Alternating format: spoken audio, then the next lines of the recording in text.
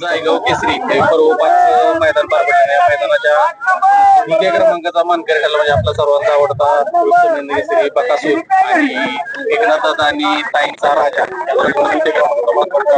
ताई पण आहेत, राजा पण आहे, गोविंदशेठ पण आहेत आणि संपूर्ण टीम आहे. गोविंदशेठ काय सांगाल?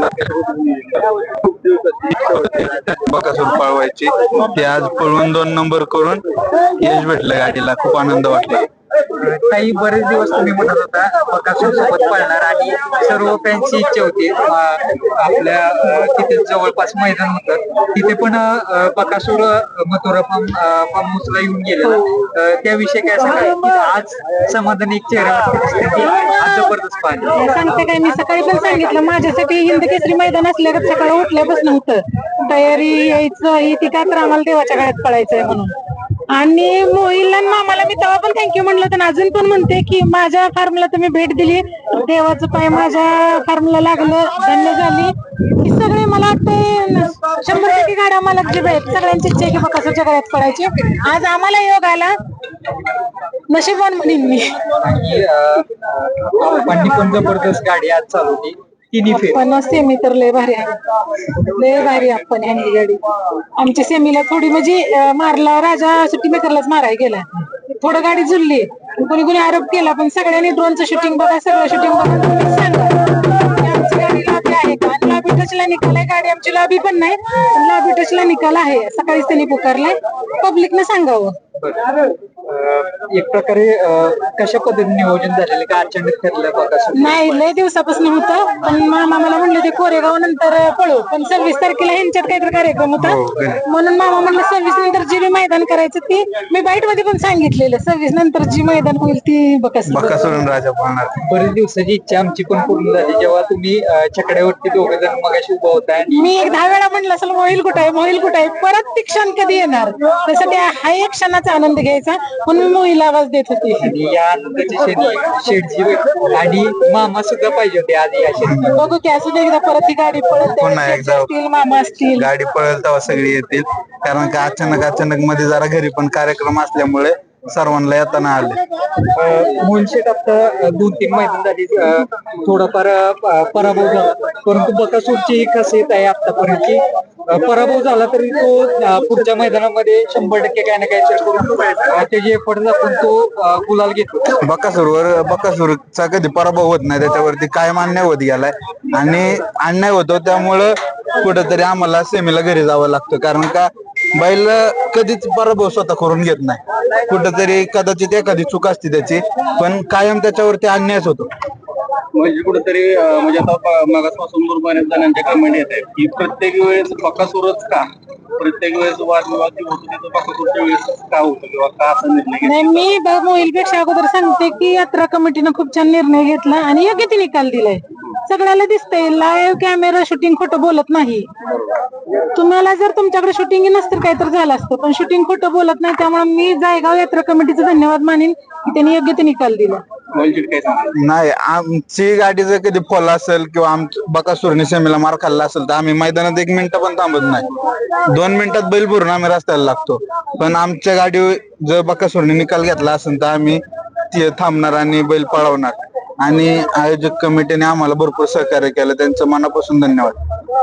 काही सुट्टी थोडीशी लेट झाली म्हणावं लागेल खाली, नाही थोडं राजाखंड आणि सुनील खंड गणलं, सुनीलला राजा मारायलाच गेला, थोडा गाडी नदीची खासियत म्हणजे निकाल रेषेच्या ज्यावेळेस मध्य रेषेत आले तिथून स्पीड वाढवलं त्यांनी, ती काय बोलायचं? दोन्ही पण नंदी निकालात पळणार आहेत.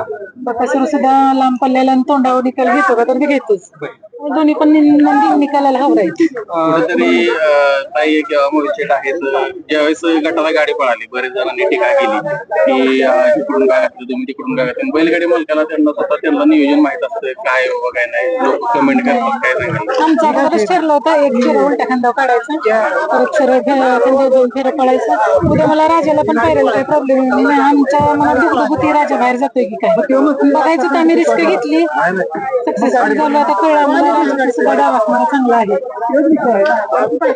मोहिल शेठ आता अप्पर ड्रायव्हर काय सांगा, कारण तुम्ही त्यांचे ड्रायव्हर बघितले प्रकाशन स्वतः गाडीने पळवले, आज दोन्ही नंदी एकत्र आले आणि पळाले, त्याचा अप्पर ड्रायव्हर होते, काय सांगा? ड्रायव्हरने काय बकासूरची गाडी जेव्हा पहिल्यांदा गाडीवर बसले तेव्हा एक नंबर केलाय आणि सलग 2-3 मैदान बकासूरच्या गाडीवर बसून एक नंबर केलाय आणि राजाच्या गाडीवर तर ते कंटिन्यूच असतात. त्यामुळे दोन्ही नंदींचं त्यांना खासियत माहिती आणि त्यांच्या डोक्याने त्यांनी गाडी आणली, त्यांना सांगायची पण गरज लागली नाही.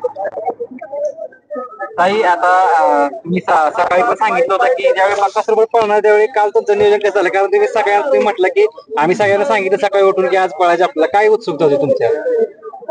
आमच्या घरगुती सगळ्यांना माहित होतं असं देवाच्या गळ्यात पळायचंय म्हणून, पण बाहेरच्या लय लोकांचं डीएम आलेलं मी ओपनच केलं नाही, कारण मला खोटं बोलायचं नव्हतं. त्यांनी सगळ्यांनी विचारलं होतं आणि मामा मला म्हणलं काय आपण सरप्राईज देऊ, म्हणून मग डीएम ओपन केलं नव्हतं. पण बऱ्याच लोकांनी अंदाज बांधला ती गाडी पळणार आहे आणि माझ्यासाठी तर सांगते काय, हिंद केसरी मैदानात जे आनंद असतोय तो आनंद आज होता की आम्हाला देवाच्या गळ्यात पळायचं. एक वेगळीच उत्सुकता होती.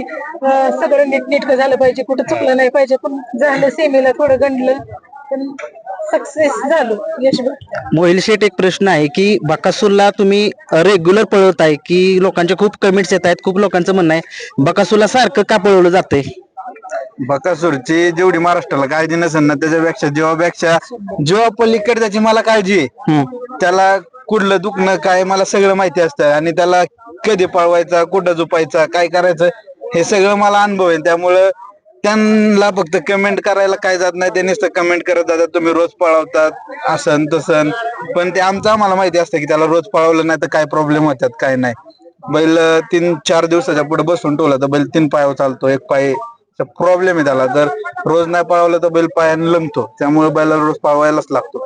मोहिल शेठ, काल एक व्हिडिओ पाहिला बकासूरचा, पोहणी घालण्यात आलेली त्याला, हो, कुठेतरी एक प्रकारे एक व्यायाम पण भरपूर झाला म्हणा. नाही त्याच्या पायाला एक प्रॉब्लेम आहे, पुढल्या उजव्या पायाला बैल असं जास्त दिवस बसून ठेवला की बैल लंगतो आणि 3 पायावर चालतो. घरी बैल कंटिन्यू 3 पायावर उभा असतो, त्यामुळे त्याला पोहणी टाकून आणली नाही का, शिरा बिरा मोकळ्या झाल्या आणि बैलाने आज दाखवून दिलं कसं असतं ते. ताई, संपूर्ण प्रवास बघताय बकासूरचा, मोहिल शेठचा, मोहिल शेठ पर्यंतचा प्रवास कसा वाटतोय? बघितलं की मोहिलचा लहान होता मोहिल तेव्हापासून बघते बकासूर तर बिना एसनीचाच यायचा मैदानात. मला वाटतंय खिलारगावची काहीतरी काय निसर्गाची नाही त्यांची काहीतरी एक व्हिडिओ होता, सांगते काय सगळं बकासूरनं ह्यांना दिलेलं आहे. पण ताई कुठेतरी शून्यातून विश्व निर्माण केलेले आहे, काही बॅकग्राऊंड नव्हतं काय नव्हतं, तिथं नाही पर्यंत कुठं कष्ट आहे ते लोकांना कधी दिसत नाही. नाही कष्ट असून ह्यांची पण आवड होती बैलगाडी शर्यतीविषयी, ह्यांची धडपड, वैभव मामा असो किंवा वैभव मोहिल असो घेऊन जाणार, फेरं काढणार, एक घोडी पण त्यांची मी एका व्हिडिओ मध्ये बघितल्या. त्यामुळे त्यांना यश आलं, त्यांनी जे त्यांचं म्हणजे ध्येय होतं ते ध्येय गाठलं मोहिलनं असं मला म्हणायचं. आणि बकासूरनं तर सगळं रेकॉर्ड म्हणजे केले, ती रेकॉर्ड कुणालाही तोडणं म्हणजे पॉसिबल नाही. म्हणजे असं म्हणावं लागेल जे आवड होती तेच प्रोफेशनच केलं 100% आणि ते सक्सेसफुल. मोहिल शेट तिथूनच तर झालं बकासूर. नक्कीच खूप साऱ्या शुभेच्छा असतील आणि नक्कीच परत एकदा ही जोडी 100% पळताना दिसेलच. नक्कीच. चालेल, खूप साऱ्या शुभेच्छा तुम्हाला. धन्यवाद.